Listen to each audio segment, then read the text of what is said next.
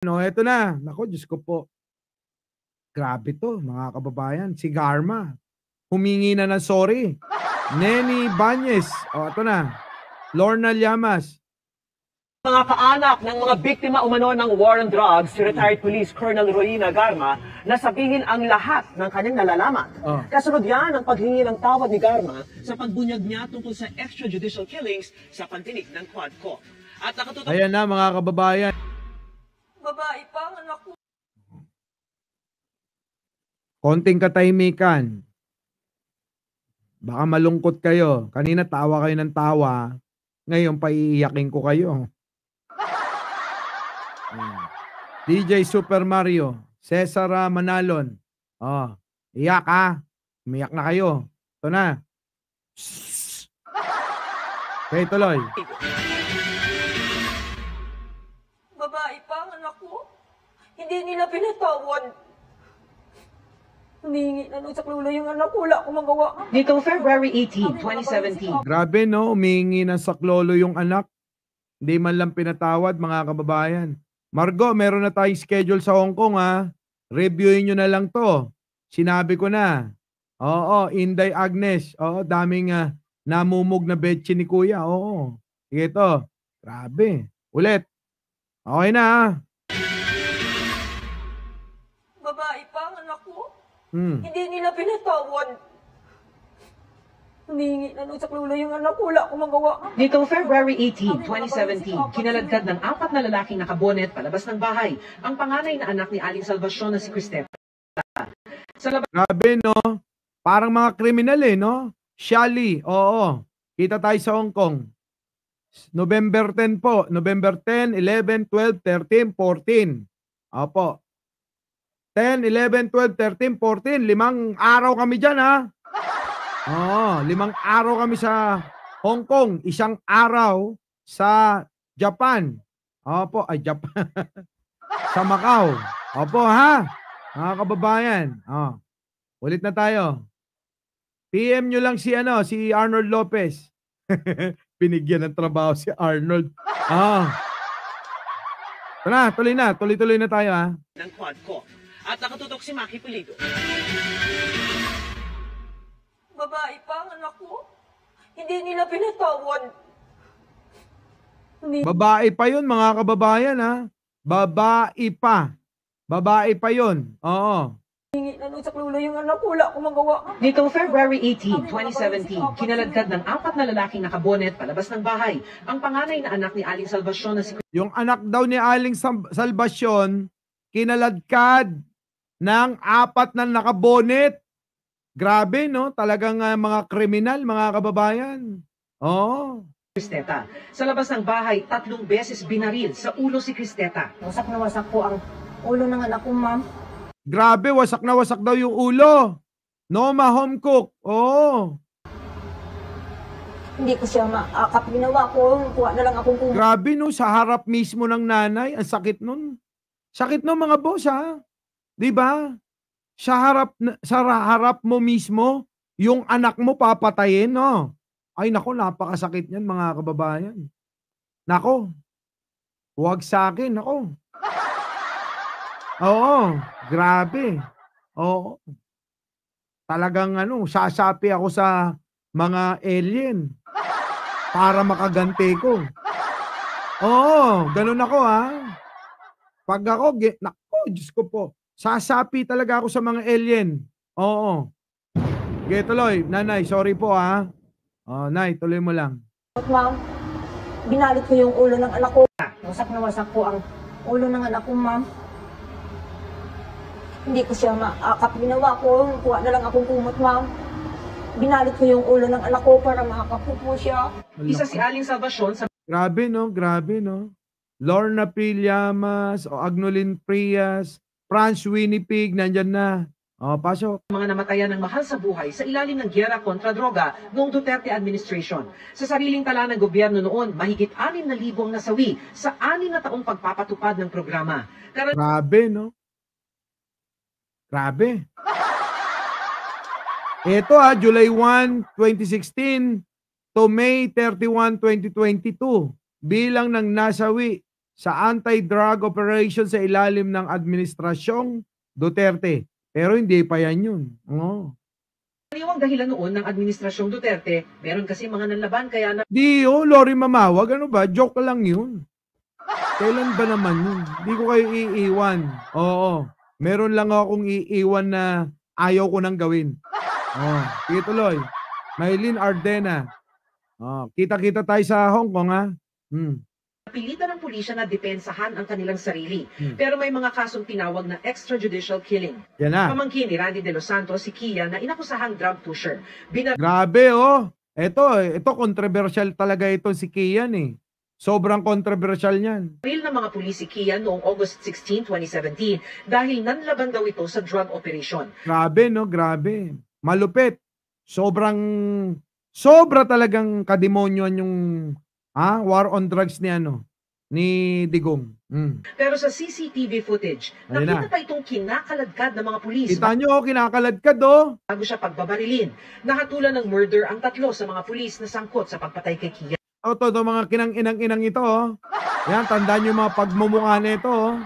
Oh, tandaan nyo yung pagmumukha. Masakit sa akin, na naririnig ko, na grabe yung ginawang pagpaplano para magkaroon ng malawakang patayan. Sana walang mga batang naulila ngayon. Sana buhay yung mga taong ito. Wala sanang pamilyang naulila. Wala sanang magulang na nawalan ng anak. Paulit-ulit ko sinasabi to. Kailangan nating ulit-ulitin, mga kababayan. Para malaman ng iba na, sabi dito, grabe, depression ni nanay habang buhay, kinaya niya yung killing shit. Biruin mo sa harap mo, papatayin yung anak mo.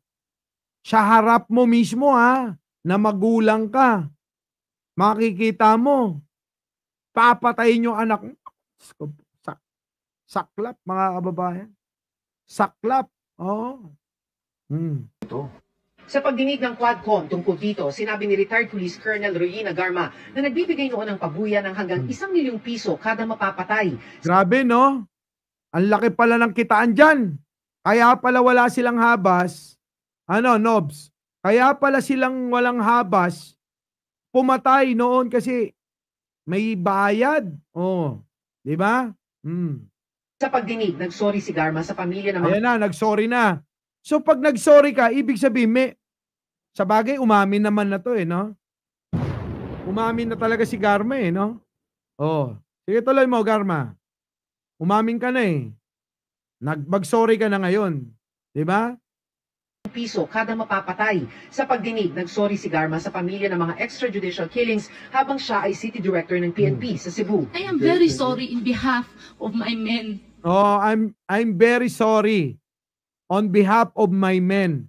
Anak ng pati naman, Garma. Hindi pwedeng sorry lang. Ganun lang ba yon? Sorry, namatayan ako ng anak? Glee or Kolyo, di ba? Namatayan ako ng asawa, namatayan ako ng kapatid, namatayan ako ng pamilya. Sorry lang, maririnig? Hindi. Kailangan may managot dyan. Hindi pwedeng wala. Kayo ba papayag? Sorry lang? Ganun ba yon? Resilin? Napaka-traumatizing yan. Di ba? Grabe. Thank you naman. The Warrior. Like, share, subscribe. Tumino ang mga user kasi wala nang mapagkukunan ng item.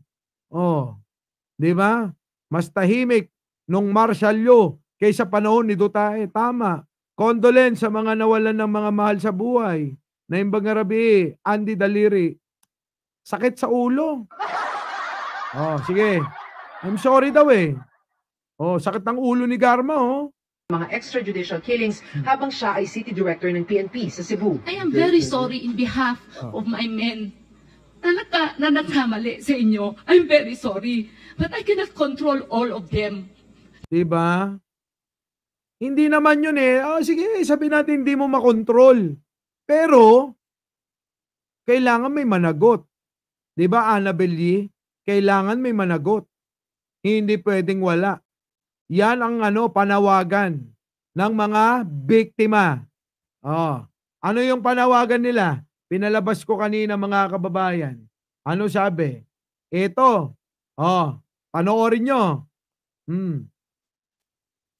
Hindi po adik ang anak ko. Posible daw po na nadamay lang talaga yung kapatid ko. Hindi naman daw po kabilang yung kapatid ko sa watchlist. Kung walang Duterte na nagsabi na magkaroon ng Oplan Tokhang, sana po buhay pa yung asawa ko ngayon. So gusto ko po talagang managot si Duterte at magtuloy-tuloy po yung pag-iimbestiga ng ICC. Dito sa Pilipinas, hindi po nabibigyan ng mustisya ang kagaya naming mga mahihirap. 7 years na ma'am, wala pa kami hustisya. Kaya ikaw, Duterte, mamamatay tao ka, ha? Managot ka, bigyan mo ng hustisya yung mga anak ko.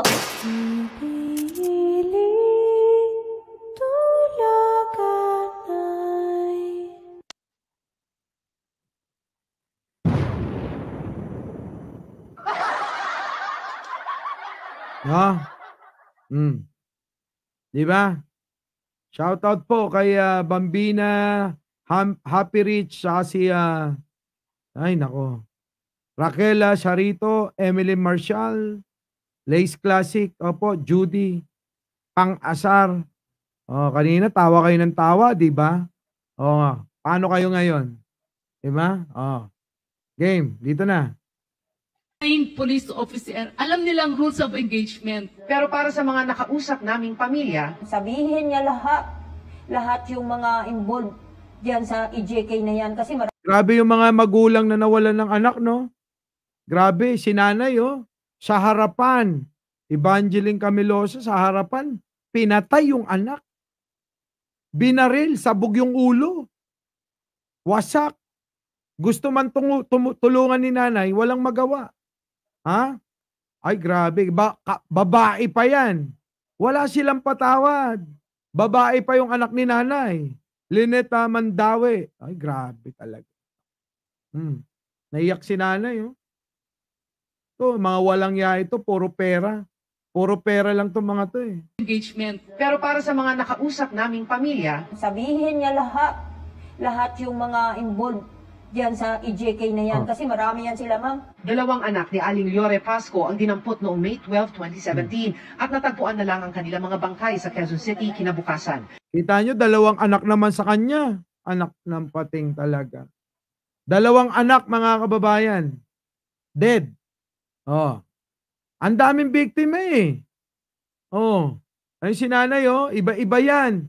Yung mga lumalabas na picture dyan, yung mga video, yung mga nanay na humihingi ng katarungan sa mga anak nila, sa mga mahal nila sa buhay. Mga boss, iba-ibang tao yan. Marie Chris Shireen, opo, masakit talaga sa dibdib. Sobrang sakit, Pagpalagay nyo na sa inyo, Red J Star, pagpalagay nyo sa inyo nangyari. Sabi ko sa inyo, sasapi talaga ako sa mga alien makapaghiganti lang Di ba? Kaya etong si Duterte, kulang dyan yung bitay. Kailangan yan tadtarin unti-untiin. Unahin sa paa, paakyat. Ganon. Ganon dapat parusa dyan. Di ba?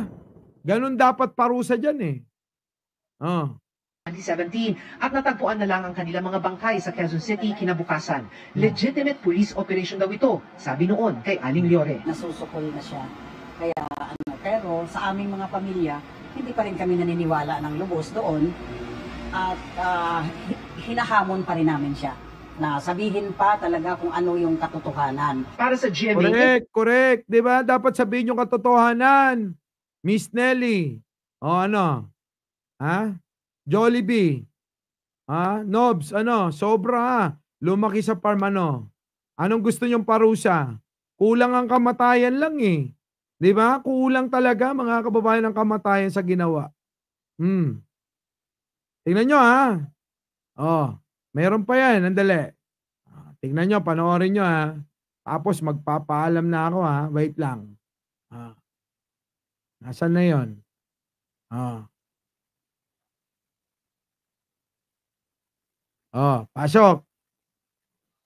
Ilan po ito sa mga gusto namin ibahagi, mga huling pananalita ng aming mga biktima. Maawa na po kayo, may test po ako bukas. Galing po yan kay Kian de los Santos, 17 years old na pinatay. Tatay, bakit ako binaril ni Omar? Galing po yan kay Aldrin Pineda, 13 years old, pinatay. Pangarap ko maging pulis tulad ng papa ko. Ito po ay si Micah Ulpihan, 4 na taon. Wag po, wala po kaming kasalanan. Sinambit po ni Jemboy Baltasar, 17 years old. Ito po ang mga batang pinaslang ng mga pulis. Hindi kailanman maaring sabihin na collateral damage at shit happens, gaya ng sinabi ni Senator Bato de la Rosa. Buhay ang pinag-uusapan, hindi operation. Ang katotohanan ay ang patayan ng war on drugs ay war against the poor and the poorest of the poor. Yung mga statistics po namin sa aming foundation, pinapakita po na meron po kaming under our care 300 families. Mula dito sa 300 pong figure ay 132 ang may drug history at inamin nila yon. Ngunit ang iba ay wala. 0 or walang mga nagdodroga nung pinatay sila. 0 ang nanlaban at ang lahat sila madudumi ang paa. Hindi po adik ang anak ko. Posible daw po na nadamay lang talaga yung kapatid ko. Hindi naman daw po kabilang yung kapatid ko sa watchlist. Kung walang Duterte na nagsabi na magkaroon ng Oplan Tokhang, sana po buhay pa yung asawa ko ngayon. Gusto ko po talagang managot si Duterte at magtuloy-tuloy po yung pag-iimbestiga ng ICC. Dito sa Pilipinas, hindi po nabibigyan ng mustisya ang kagaya naming mga mahihirap. 7 years na ma'am, wala pa kami hustisya. Kaya ikaw Duterte, mamamatay tao ka, ha? Managot ka, bigyan mo ng hustisya yung mga anak ko.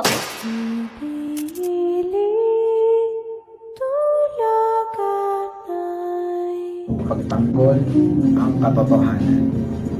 Huwag matakot at dapat lumalaban pag nasa katwiran. Our beloved Boss Mike,